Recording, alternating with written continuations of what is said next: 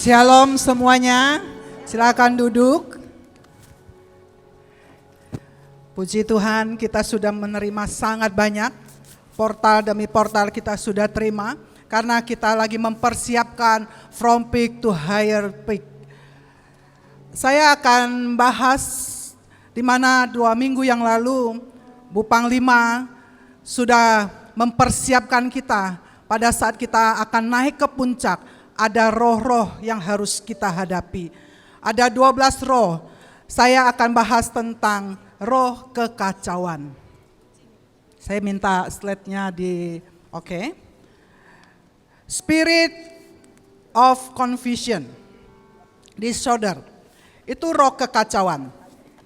Arti dari roh kekacauan dalam huruf Ibrani ada ruach Ivim. Ruach itu adalah nafas, tapi nafasnya nafas yang bukan dari Tuhan. Dan itu artinya roh yang membengkokkan arah, roh yang membuat tersesat dan tidak stabil. Pengaruh yang memutarbalikkan pemikiran dan keputusan, kebingungan yang membuat orang salah arah. Saya lihat hari-hari ini, roh ini lagi bekerja ke keluarga-keluarga, ke setiap anak-anak Tuhan juga. Dan banyak sekali mereka mengalami kekacauan demi kekacauan. Saya sangat berharap kita orang-orang yang ada di sini, pada saat kita mengerti roh kekacauan itu, justru kitalah orang-orang yang akan membantu yang ada di luar. Karena kekacauan demi kekacauan, keluarga lagi dihancurkan, keuangan dihancurkan, apalagi sekarang lagi perang. Perang itu membuat semuanya kacau. Harga minyak naik, semua kebutuhan naik, belum tentu gaji naik. Tapi kekacauan itu akan sangat merusak kalau kita tidak punya komitmen dengan Tuhan. Saya 10 tahun yang lalu, waktu Tuhan suruh keluar dari satu perusahaan. Saya tahu seringkali keluarga itu diserangnya itu dari keuangan. Waktu itu saya nggak tahu itu roh kekacauan. Saya nggak ngerti. Tapi setelah saya coba pelajarin, waktu saya dijadwalin, saya coba pelajarin semua. Itu adalah roh kekacauan. Tapi saya bersyukurnya, waktu saya disuruh Tuhan untuk keluar, saya hanya berkomitmen dengan suami. Saya bilang, jika kalau ada kita kekurangan uang, saya tidak mau berantem karena uang. Tapi kita sama-sama unity. Kita makan tahu tempe, tapi kita tetap sama-sama berdua hadapin. Itu yang membuat komitmen itulah. Dan membuat saya dan suami ini sampai hari ini tetap bergerak. Ciri-ciri dari roh kekacauan adalah pikiran tidak tenang. Saya bersyukur saya ada di tempat ini, di mana saya dilatih. Waktu saya mengalami kekacauan dalam setiap pikiran, saya di sini dapat firman, saya direndam di sini. Dan saya mulai melatih, melangkah. Waktu saya ada di luar, saya melangkah. Dan saya perkatakan, beri saya roh ketenangan. Dan itu tanpa saya ngerti, sampai hari ini seperti akar itu menancap. Dan saya sangat berharap kita yang ada di tempat ini, mari kita mulai tancapkan akar kita. Akar kita lebih dalam lagi, sampai kita bisa menerima ketenangan. Karena roh kekacauan juga membuat ketakutan yang berlebihan. Membuat engkau tidak bisa berpikir dengan sehat. Saya pernah ngadapin satu orang. Saya sudah bilang, Bu, kalau ada masalah, jangan pakai pengacara. Dan waktu itu, saya katakan hadap Tuhan, minta ampun dan ampuni orang yang sudah berbuat kesalahan sama ibu.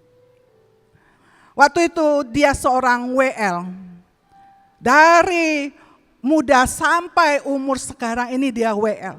Tapi itu tidak menentukan orang itu akarnya itu menancap di dalamnya Tuhan.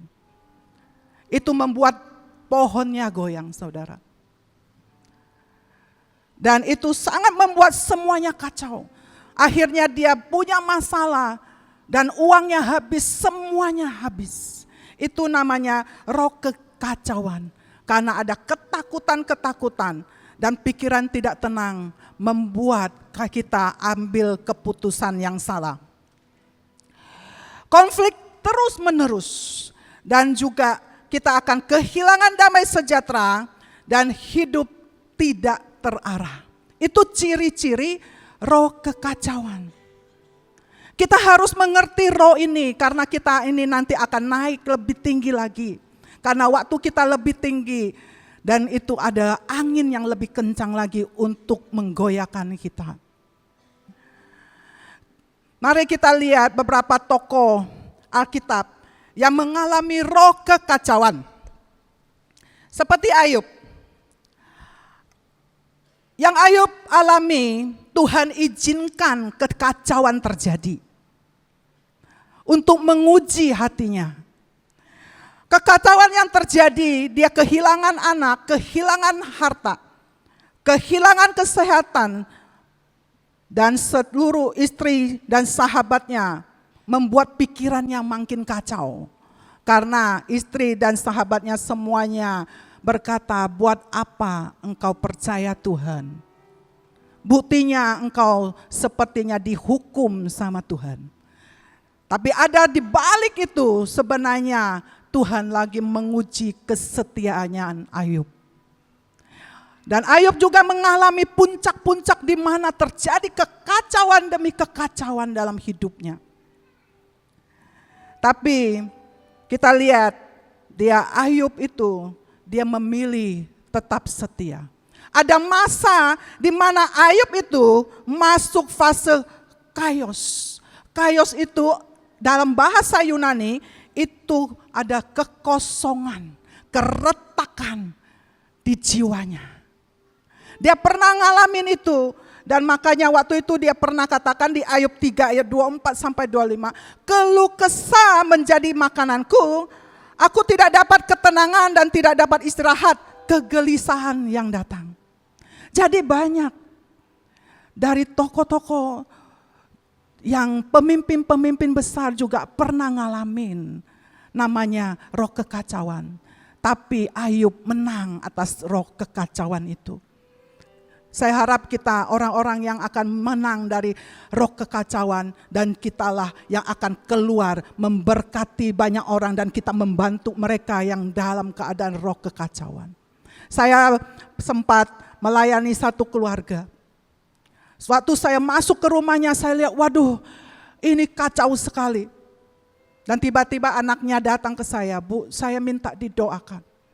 Ini hidup saya tidak ngerti. Saya sering coba dengarin firman Tuhan. Tapi asal ada sesuatu roh yang terus saya mau lepaskan, itu tidak bisa. Selalu kacau, keluarga kacau, hubungan suami istri kacau, hubungan dengan orang tua kacau, bisnisnya kacau semuanya. Ternyata ada akar, yaitu tidak bisa mengampuni. Itu akar dari semua kekacauan itu. Dia cerita semua kejadian, akhirnya suami, istri, dan mamanya, seluruh keluarganya, sampai kakaknya, ya, itu saking sakit hati sama mamanya. Akhirnya dia memilih tidak percaya Yesus. Dia memilih ke seberang. Dia bilang, saya tidak pernah melihat ada Yesus, pribadi Yesus dalam hidup seorang ibu. Karena ibunya, dia marah sama orang tuanya. Dia marah dengan suaminya yang selingkuh. Dan waktu suaminya kena sakit, dia bukan dengan kasih Kristus, tapi dia dengan caranya dia hardik suaminya, dia balas dendam semuanya. dan dilihat oleh anak-anaknya. Itu jadi turun-temurun yang selama ini kita mulai beresin, yaitu kutuk.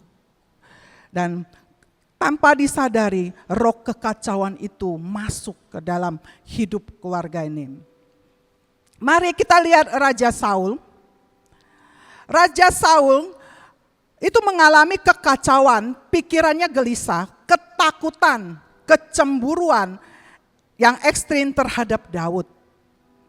Jangan biarkan buat saya, Bu Lydia waktu itu khotbah membuat saya rema sekali. Setiap kali hati sudah mulai mau iri, waduh jangan jubah Saul ada di dalam diri saya. Dan jangan biarkan kita mengalami namanya iri hati. Dan itu Saul itu dia mengalami kekacauan, gelisah, kecemburuan, dan takut sama Daud. Dan di 1 Samuel 16 ayat 14 katakan, setelah menolak Tuhan, hidup Saul dipenuhi kegelisahan dan ketidaktenangan. Tanda kekacauan, kemarahan tanpa kontrol, kehilangan arah rohani. Jadi waktu chaos itu, ada kekosongan itu di dalam hidup kita, maka itu seperti di Kejadian 1 ayat 2, itu seperti hanya roh Tuhan melayang-layang tapi tidak masuk ke dalam diri kita. Kita kehilangan Tuhan, maka kekacauan itu akan terjadi dalam hidup kita. Seperti Yunus, kita lihat yang Yunus, kalau Yunus itu kekacauan yang dialami beda. Dia melarikan diri dari panggilannya.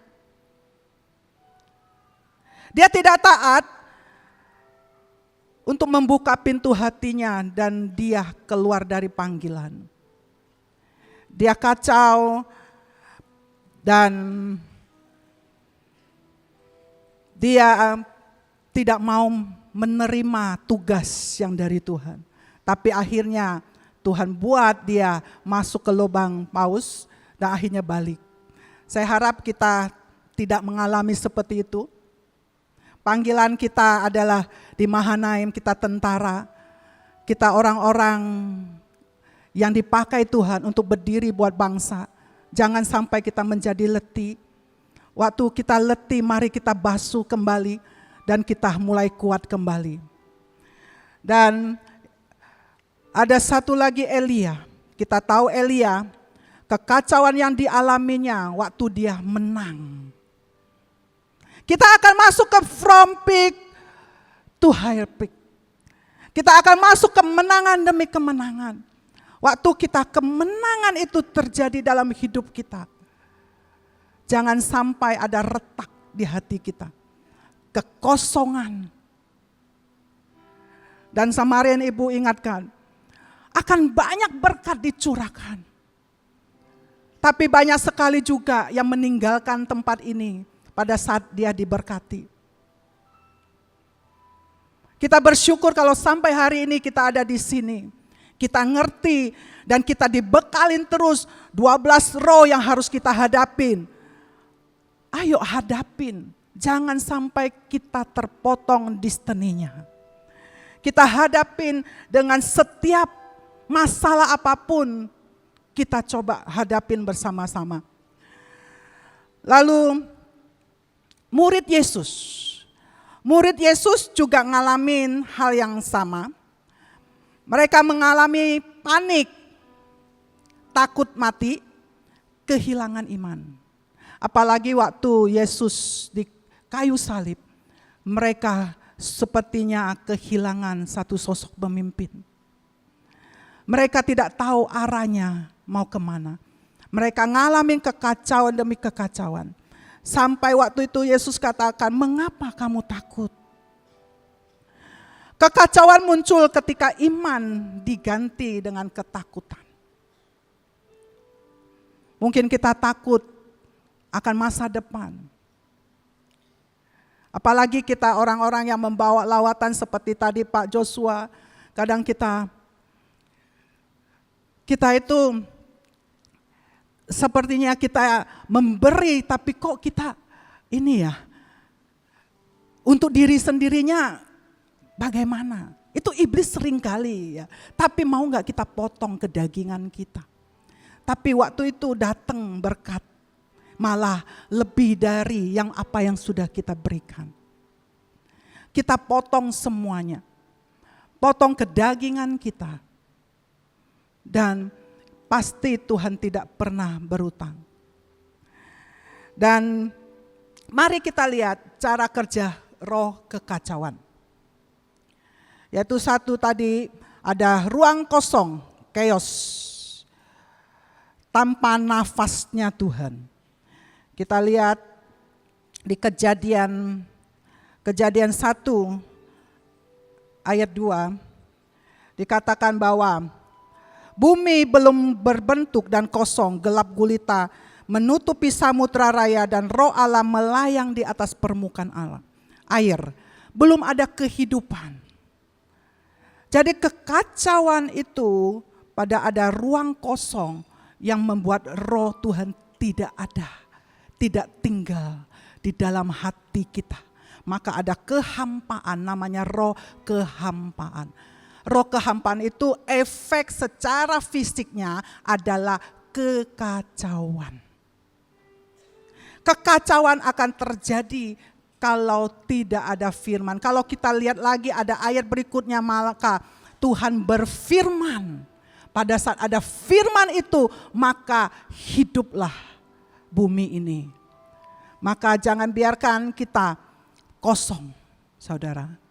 Jangan biarkan firman hanya sekedar di atas kepala kita, tapi tancapkan di hatimu dan engkau kerjakan.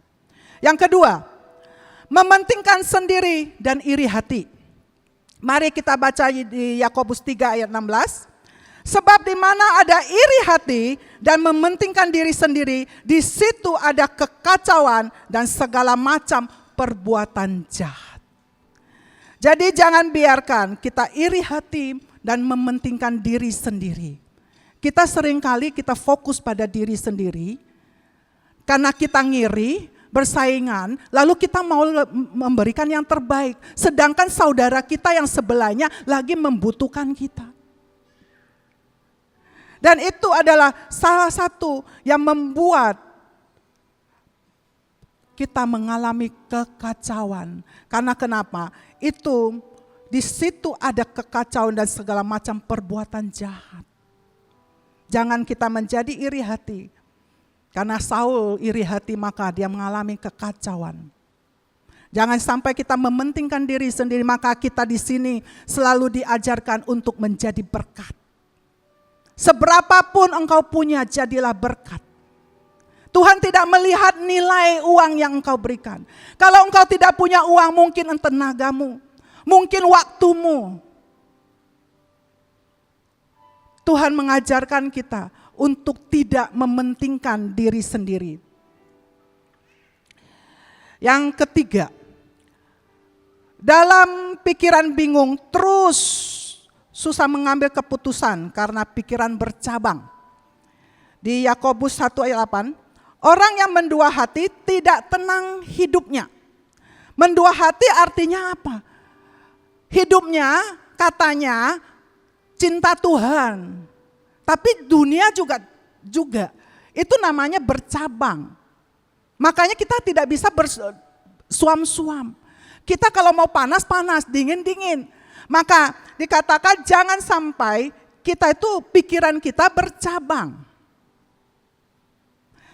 Dan di situ kalau kita orang yang mendua hati tidak tenang hidupnya, jangan juga kita berdoa, kita bilang percaya Tuhan, tapi setelah itu kita bilang kira-kira doa saya dijawab enggak ya? Ayo bulatkan hatimu, tenang. Konfeskan dengan firman demi firman, kita sudah diajarkan sangat banyak di tempat ini. Saya terus juga belajar. Saya bersyukur saya ada di tempat ini, Tuhan persiapkan saya. Saya tidak tahu waktu kalau memang terjadi dalam hal apapun, kalau saya tidak diajarkan di tempat ini. Tentang bagaimana reaksi respon. Mungkin saya ada di dunia yang lain ya saudara ya. Karena saya tahu diri saya. Makanya suami saya selalu bilang, saya lebih memilih istri saya pergi pelayanan. Daripada dia pergi dugem, saudara. Karena dulunya saya, ya, saya ngerti ladies night, ya. Rambut pirang, saya tahu diri saya. Saya tahu, makanya Tuhan tarik saya di sini, narik daging saya, enggak enak saudara. Tapi saya tahu Tuhan selalu sayang sama saya, setiap kali saya mau lari ditarik balik saudara. Waktu saya mau lari ditarik lagi. Sampai saya pernah, uang saya tuh sampai 0 sama Tuhan. Saya cuma tersungkur, Tuhan ampuni. Tapi waktu saya minta ampun sama Tuhan, Tuhan mulai berkati lagi. Dan jadi saya tahu, saya hidup kalau tanpa Tuhan, tanpa rohnya di dalam hidup saya nggak bisa hidup, saudara. Jadi kalau kita sudah ngerti bahwa kita ada di tempat ini, tanpa Tuhan kita tidak bisa hidup, mari jangan bercabang dua. Benar-benar fokus. Satu, kita kerjakan lawatan. Kita bersama-sama kerjakan lawatan. Jangan bercabang. Biarkan iman kita, iman itu menggerakkan Tuhan, menggerakkan surga. Kita sama-sama jalankan. Yang keempat, dalam emosi moodnya naik turun. Jadi seringkali orangnya labil.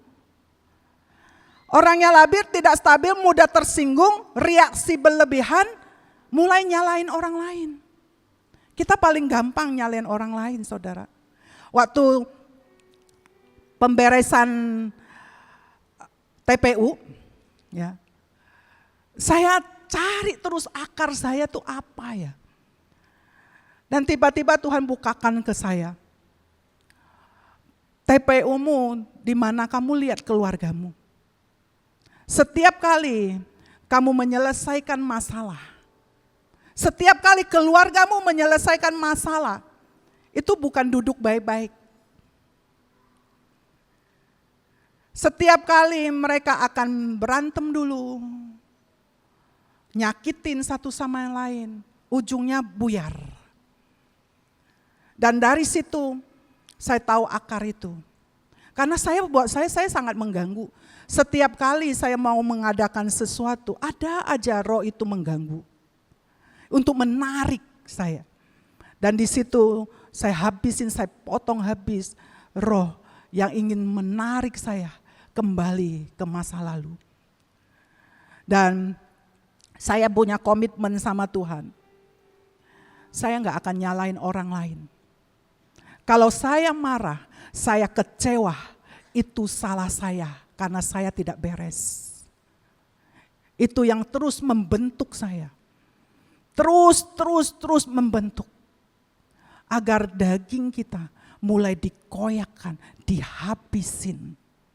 Biar kita tidak mengalami kekacauan demi kekacauan.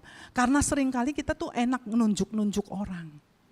Membuat kita menjadi kacau. Yang kelima, hubungannya dengan sesama banyak mengalami kegagalan. Sampai kita itu enggak berani, kadang karena ada ukiran jiwa pengalaman demi pengalaman membuat kita itu enggak berani interaksi karena takut salah paham. Pernah ya? Masih ada yang seperti itu? Udah enggak ada ya, udah beres ya TPU-TPU-nya, semua udah beres, enggak ada lagi ya. Karena kita ini justru dilatih di sini untuk membantu yang di luar nih. Agar kita membantu mereka yang lagi kacau-kacaunya. Karena itu ladang, lagi banyak sekali yang ngalamin seperti itu. Mari kita sama-sama hadapin roh itu. Cara membalikkan keadaan untuk roh kekacauan itu yang merusak destiny kita. Terus katakan, Tuhan memberi kita damai sejahtera. Dan Tuhan juga membuat pikiran kita tenang dan kita punya hikmat yang dari Tuhan. Di 2 Timotius 1 ayat 7, sebab Allah memberikan kepada kita bukan roh ketakutan, melainkan roh yang membangkitkan kekuatan, kasih, dan ketertiban. Karena ini ya mungkin enggak di saudara yang ngalamin itu. Dulu anak saya masih kecil, yang nomor 2. Dia setiap jam 1, dia selalu takut. Dia coba ketok-ketok pintu kamar saya dan nangis-nangis. Mami, aku takut, aku takut. Tiap hari, saudara. Kalau kita tidak mengerti firman, kita akan jadi kacau karena itu mengganggu konsentrasi kita nanti untuk kerja. Konsentrasi kita tidur terganggu, akhirnya kita marah-marahin anak itu. Akhirnya saya kasih ayat ini, tiap hari ngomongin 2 Timotius 1 ayat 7. Tuhan tidak memberimu roh ketakutan, sampai hari ini dia ingat. Kalau saya ketemu dia, saya isengan. Mami kasih kamu ayat firman yang mana? Dia ingat yang ini. Dari situ dia mulai pelan-pelan, dia sudah tidak mengetok pintu. Mari kita sama-sama hadapin, mungkin engkau sudah tidak mengalami roh itu, tapi kadang keluarga kita masih mengalami kekacauan demi kekacauan. Dan mari kita ini lagi Paskah. Ada satu ayat buat saya sangat rema waktu kemarin Pak Joshua katakan. Di Amsal 20 ayat 30, bilur-bilur yang berdarah membersihkan kejahatan dan pukulan membersihkan lubuk hati. Kita sudah selesai, saudara. Dengan setiap darahnya, bilurnya sudah membersihkan kejahatan-kejahatan di dalam lubuk hati kita yang paling dalam. Pukulannya sudah membersihkan. Jadi kita tidak lagi bisa menerima namanya roh kekacauan. Tapi kadang-kali seperti di Yesaya dikatakan, justru Tuhan itu menaruhkan roh kekacauan ke bangsa Mesir. Karena apa? Kesombongan, ditegur nggak bisa, selalu nggak bisa dididik. Mungkin engkau punya pemimpin-pemimpin dididik, engkau keras ya. Kadang membuat engkau kacau, kadang Tuhan izinkan itu terjadi kekacauan itu. Kadang komunikasi dibuat sepertinya miss. Ada firman dikata di bangsa Babel, itu kekacauan dibuat, komunikasi dibuat miss. Tapi waktu engkau ngalamin kekacauan miss dengan keluargamu, dengan siapapun, dengan bosmu, apapun, apakah engkau tetap didapati, tetap tenang engkau hadapi? Waktu engkau reaksi, responmu tahu, oh ya itu kekacauan. Kadang Tuhan izinkan untuk memprosesmu jadi emas yang murni, bukan menjadi kayu yang keras lalu patah. Karena waktu patah itu, chaos itu masuk ke dalam hidupmu, roh Tuhan keluar dari hidupmu. Jadi jangan biarkan langkah di mana Tuhan izinkan kekacauan itu terjadi, engkau keras hatimu. Itu saja yang saya mau sampaikan. Saya mau minta kita sama-sama deklarasi. Yang terakhir, kita sama-sama deklarasi. Yuk kita sama-sama kita bangkit berdiri. Kita deklarasi dan nanti saya minta lagu Worthy of the Lamb ya.